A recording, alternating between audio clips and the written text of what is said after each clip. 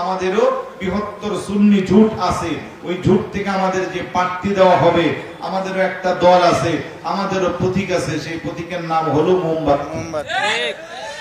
কথা কন, যে আসনে আমাদের জোটের যে প্রার্থী থাকবে, আপনার ইমানি রায়, আপনার ভোট আপনি সেই প্রার্থীকেই দিবেন। প্রার্থী যদি কলা গাছও হোক, কোনো সমস্যা আছে? ইমানদার হিসেবে পরকালে আল্লাহ আল্লাহ রাসূলের সন্তুষ্টি পাওয়ার জন্য আপনি সেই প্রার্থীকে ভোট দিতে হবে। আল্লাহ পাক যেন আমাদেরকে এই জায়গার মধ্যে ইস্তেকামাত থাকার তৌফিক দান করেন। আমিন।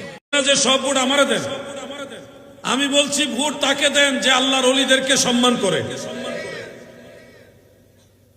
আমাদের সুন্নিদের প্রতিনিধি থাকবে ময়দানে, কি থাকবে কিনা হুজুর? সুন্নি জামাতের প্রতিনিধি থাকবে, আপনাদের কাছে আমরা পরিচয় করাই দিব, বাকিটা আপনারা দেখবেন, বিবেচনা করবেন। অনেক মায়ের খাইছি, অনেকের সিঁড়ি হয়েছে, আর না, এখন নিজের পায়ে দাঁড়ানোর সময় এসেছে। যুবক ভাইরা আপনারা কি বলেন? নিজের পায়ে দাঁড়ানোর সময় এসেছে।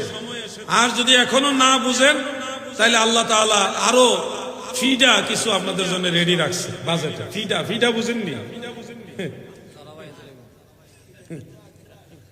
আরো কিছু ধুলাই আরো আপনাদের কপালে আছে, যদি এইবারও না বুঝেন। আর যেই ডাক আসবে, যখন ডাক আসবে সুন্নি জামাতের যে কোনো সমাবেশে, কাজ থাকলে কাজটা শর্ট করে হলো সুন্নিয়তের পক্ষে আপনারা সময় দিবেন।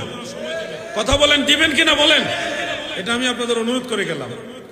সময় বারবার আসে না, খুব সহসাই একবার সময় গেলে আরেকবার আসে না। আপনাদের এই কথাগুলি স্মরণ করাই দিলাম। আলোচনা আমি শেষ করব।